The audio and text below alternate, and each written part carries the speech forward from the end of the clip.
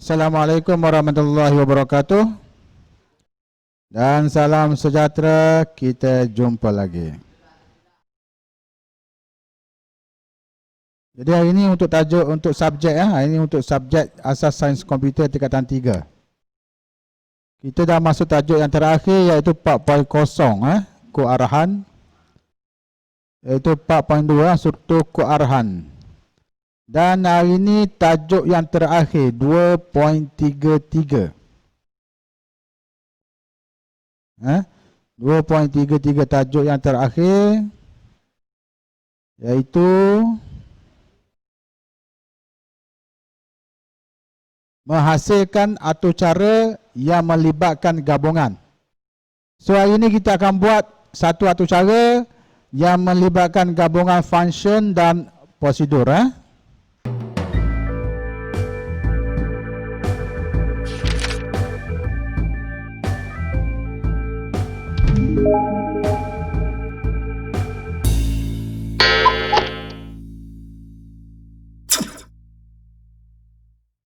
Okey, T3 4.2.6 menghasilkan atur cara yang melibatkan gabungan, prosedur dan juga function.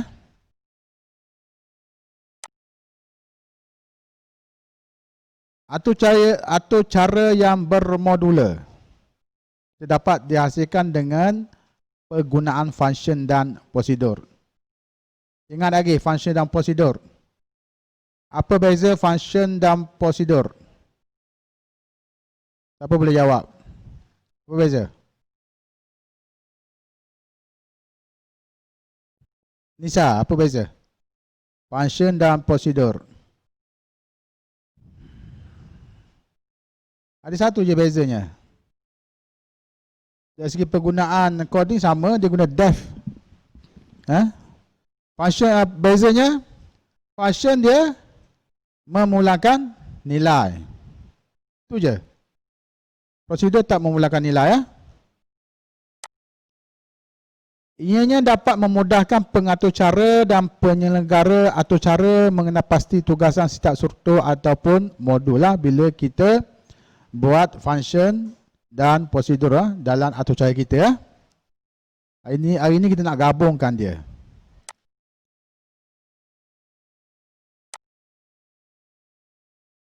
Ini soalan dia. Kita nak mengira peratus keuntungan dan kerugian sesuatu barang. Nak kira peratus keuntungan. Luqman, apa formula nak kira peratus keuntungan? Formula apa nak pakai? Nak kira peratus keuntungan. Tolong bagi. Dah agak. Dia mesti ada harga barang dulu. Harga beli. Kan? Dan juga nak kira kerugian. Dia kena ada formula. Tolong. Bagi dengan dah agak. Harga modal kan? Ada harga modal semua sekali kan? Okey. Jadi ni kita guna. Ini formula dia. Rumus yang kita akan guna. Untung harga jual tolak harga kos. Terdapat peratus keuntungan untung bahagi harga kos darab 100. Ini nak cari, kita akan guna untuk untung. Rugi pula kita tolak dengan harga kos tolak dengan harga jualan. Okey, kerugian rugi harga kos darab dengan 100. Boleh beza? Untung harga jualan tolak harga kos, rugi harga kos tolak harga jualan. Terbalik je.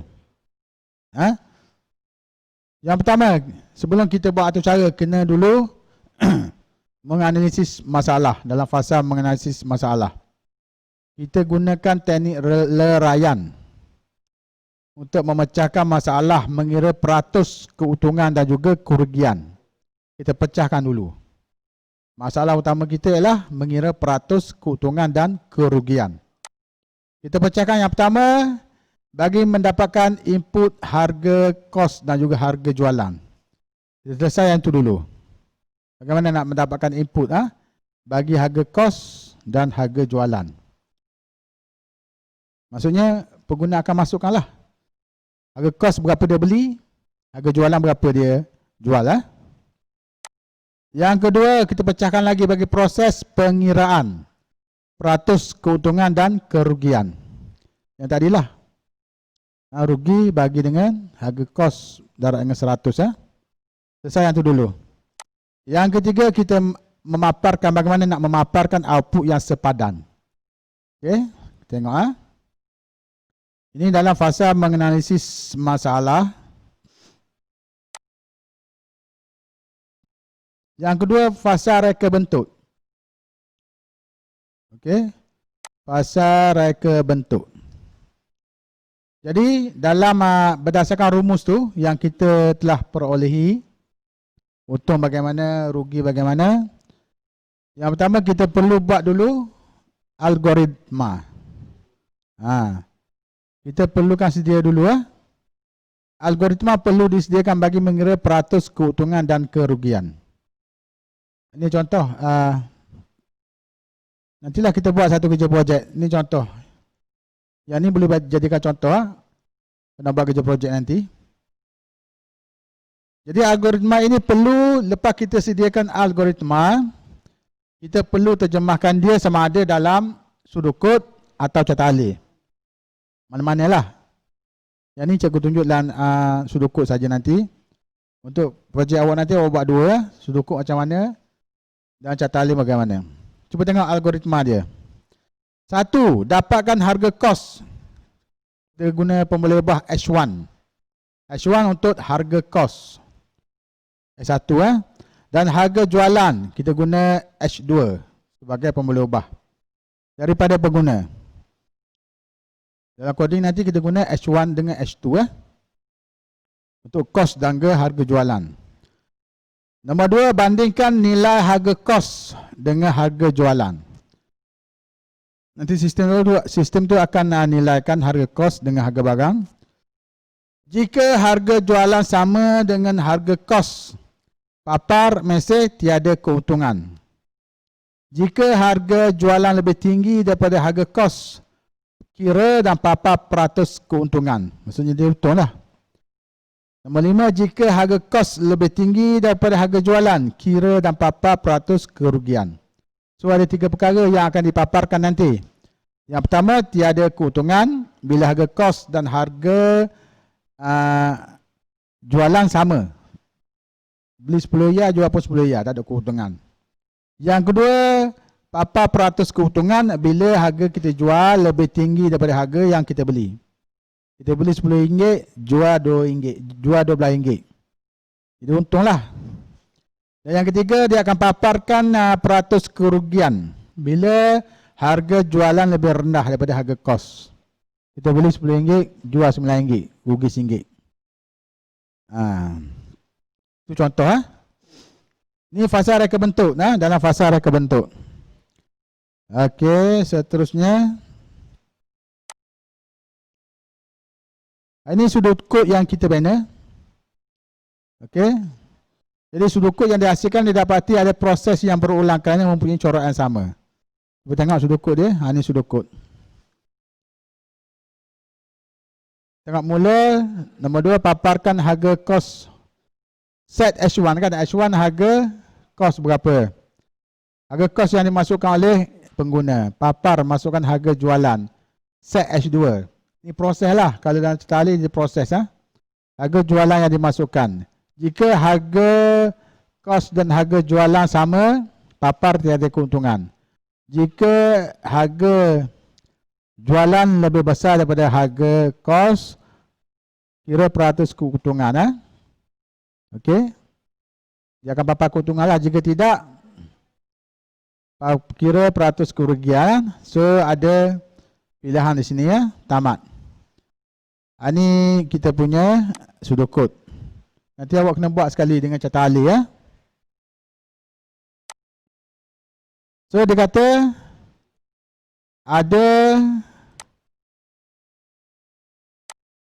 ada proses yang berulang.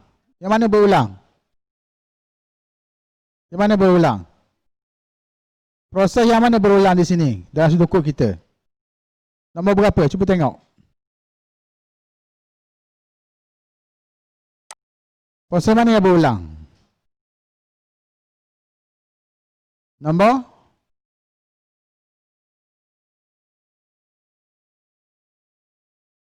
Mana yang berulang? Kira peratus kan? Yang pertama, kira peratus keuntungan dan juga kerugian. Dia berulang je benda tu kan? Yang kedua, nombor 3 dan nombor 2 dan nombor 4 tu. Masukkan harga kos, masukkan harga jualan. Dia berulang lah benda tu. Okey? Itu maksudnya ada perulangan. Bila ada berulang, atau cara kita akan jadi lebih panjang. Kecuali kita guna prosedur ataupun function. Barulah atau cara kita akan jadi lebih pendek. Jadi proses memasukkan data mempunyai corak yang sama, iaitu meminta pengguna memasukkan data 2 kali. Betul? Pertama dia kena masuk harga kos. Yang kedua dia kena masuk harga jualan. Okey? Papar masukkan harga kos. Sampai tengok situ. Papar masukkan harga kos. H1 nilai harga kos. Papar masukkan harga jualan. Jadi 2 kali kita minta pengguna memasukkan data. Okey? Lepas tu proses pengiraan peratus keuntungan dan peratus kerugian juga mempunyai formula yang sama je. Betul? Kira peratus keuntungan H1 tolak H1, H2 tolak H1. Bagi H1 darab 100. Yang ni H1 tolak H2. Sama je kan? Proses pengiraan tu dia sama je. So benda ni berulang. Jadi kalau kita tulis melalui atur cara yang biasa, dia akan jadi panjang atur cara kita. Okey? Okey. Pasal reka bentuk. Masih lagi pasal reka bentuk. Jadi bagi menyelesaikan proses yang berulang ini, fungsi, function ataupun prosedur kita kena guna. Kita dah belajar semalam kan? Bagaimana fungsi, prosedur dan juga function dia dapat memendekkan atur cara kita. Jadi fungsi input pengguna untuk pengguna menginput harga kos dan jualan. Sekali je. Okey? Masuk sekali je. Dan prosedur kita akan guna untuk kira peratus. Untuk mengira dan memaparkan peratus keuntungan ataupun kerugian. So dia akan jadi lebih pendek lah kan? Kita tengok fungsi, function input pengguna, message input. Mula papar message input, setkan harga equal input pengguna, pulangkan harga. Kita guna function, bila guna function dia akan memulangkan harga. Ingat tu beza antara function dan prosedur. Function dia boleh memulangkan nilai. Tamat. Ini sudut kod untuk function. Nanti kerja projek awak je guna ada function dan juga ada prosedur. Atau cara awak nanti. Okey, seterusnya. Cuba tengok. Ini untuk prosedur pula. Nak kira peratus H1, H2. Mula kira peratus H2 tolak H1 bagi H1 darab 100. Jika peratus sekali je. Sekarang kita akan kira sekali je. Jika peratus lebih besar daripada kosong, papar peratus keuntungan equal dan peratus. Okay? Jika tidak, papar peratus kerugian equal peratus. Nilai mutlak. Tamat. Jika tamat. Nampak tak? Bila kita guna prosedur dan function, atur cara kita akan jadi lebih pendek. Dan kita dapat menyelesaikan masalah corak yang berulang dalam atur cara kita. Nampak tak tu? Hangguk-hangguk. Apa kita buat nanti? Right. Lepas tu kita kena ada atur cara utama. Jadi yang pertama kita perlu buat function dulu. Kita coding untuk function. Lepas tu prosedur. Lepas tu barulah atur cara utama. Dia kena ikut susunan tu. Jangan buat atur cara utama dulu. Yang pertama kena buat function dulu, atur cara function. Lepas tu kita uji. Lepas tu atur cara prosedur kita uji. Dan lepas tu atur cara yang utama. Tengok. Sudut atur cara utama. Mula S1 panggil input pengguna, masukkan harga kos. S2 panggil input pengguna, masukkan harga jualan. Jika S1 sama dengan S2, papar tiada keuntungan. Jika tidak, panggil kira peratus. S1 kita akan panggil prosedur tu untuk membuat pengiraan dan paparkan hasil daripada prosedur tersebut. Tamak jika tamak okey. Ini reka bentuk atau cara. So dengan menggunakan prosedur dan function, dia akan memendekkan atur cara kita. So kita ada 3 lah. Sudut kod kita ada 3. Yang pertama sudut kod untuk prosedur, yang kedua sudut kod untuk function, yang ketiga sudut kod untuk utama. Okey. Okey, yang ni fasa pengkodan. Okey. Dalam fasa pengkodan ini, prosedur ataupun function dihasilkan terlebih dahulu. Dan kita kena uji supaya bebas ralat. Biasanya function dulu. Kita coding function dulu. Lepas tu kita uji. Lepas tu bila dah bebas ralat, kita akan buat pula coding untuk prosedur. Okay, kita uji. Dan bila bebas ralat, barulah kita buat atur cara utama. Kemudian barulah proses penulisan kod atur cara utama dimulakan. Ini dia punya step untuk membuat coding. Yang pertama kita buat dulu function input pengguna. Bila dah bebas ralat, barulah kita buat pula untuk coding untuk prosedur kira peratus. Kita uji pula bila dah bebas ralat, barulah kita coding untuk kod atau cara utama. Okey, fasa pengkodan. Yang ni untuk function.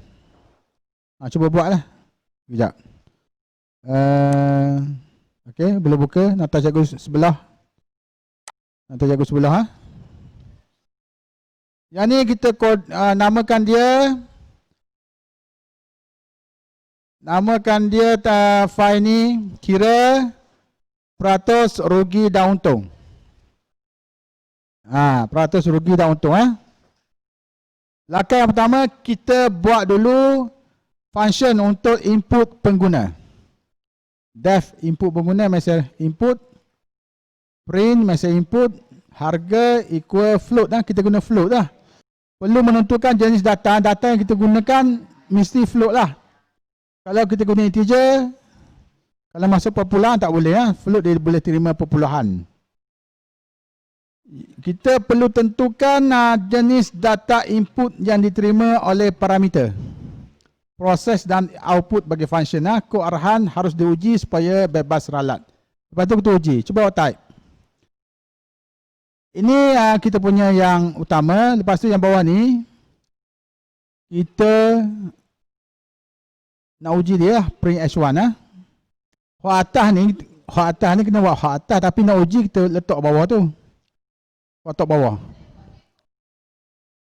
Bila dah bebas ralat, awak kena buang H1 input pengguna tu. Bila dah bebas ralat, cuba test dulu. Jika dah berjaya, kod arahan kita diuji dan bebas ralat. Jadi tak perlu lihat bawah tu. Tinggal awak atas saja. Yang ni untuk function input pengguna. Tengok langkah yang kedua. Yang ni untuk prosedur kira peratus. Langkah kedua kita mengkodan prosedur kira peratus. Jadi argumen yang diterima oleh prosedur ini adalah jenis data float. Ingat, apa yang diterima oleh function dia akan bagi kepada prosedur.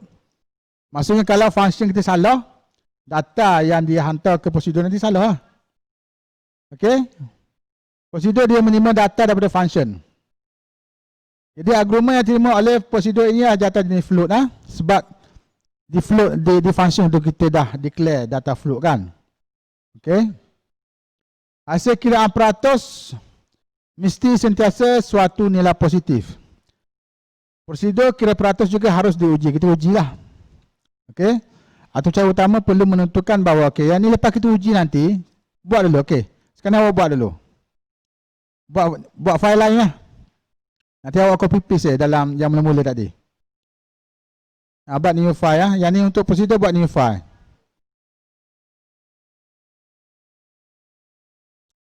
Boleh buat bawah dia je. Tak payah new file. Buat bawah apa ni? Bawah apa ni prosedur. Dah buat file tadi bawah dia. Sambung je. Jadi atur cara utama masalah di sini ialah jika kita masuk nilai yang sama, hasilnya ialah kosong. Jadi itu maksudnya output yang diperoleh tidak tepat. Betul tak? Jika kita masuk RM2.5 tu, RM2.5, dia keluar kosong. Kita tak mau kosong, kita nak keluar tiada keuntungan. Jadi di situ kita kena tentukan di atur cara utama untuk menentukan argumen nilai S1 dan S2 yang diberikan kepada prosedur kira-peratus tidak mempunyai nilai. Okey, tengok seterusnya bagaimana di atur cara utama kita perlu tentukan argumen nilai S1 dan S2 tidak jadi kosong. Kita nak dia keluar tiada keuntungan. Tu. Okey, masuk atur cara utama. Mengkodan, lepas tu langkah ketiga kita mengkodan atur cara utama. Function dan prosedur yang bebas ralap perlu dimasukkan terlebih dahulu. Lepas tu panggilan function dan prosedur perlu dipastikan berfungsi apabila diperlukan. Okey. Selepas atur cara yang lengkap perlu dikodkan, kod perlu diuji semula. Lepas tu diuji semula. Jadi hak bawah tu, lah kotak tu struktur kawalan ini kita guna satu struktur kawalan iaitu untuk memastikan nilai-nilai S1 dan S2 yang dihantar kepada prosedur kira peratus adalah berlainan. So dia keluar tiada keuntungan. Okey, tambah atur cara utama pula. Siap yang ni awak test. Jadi bila awak run dia akan dapat hasil seperti berikut. Okey. 3 set. Cuba run 3 set ni. 3 set data ujian beserta output sepadan dengannya. Output setiap set data ujian ini adalah seperti yang dijangka. Okey, boleh ya? Lepas tu hantar dalam Google Classroom atau cara tersebut. Ini contoh. Contoh bagi set ujian. Okey. So, kita dah habis tajuk ni. So, dah habis tajuk awak, tekanan 3. So, lepas ni kita buat ujian sikit. Lepas tu, ulang kaji. Okey, dah habis tajuk ni, kita jumpa lagi.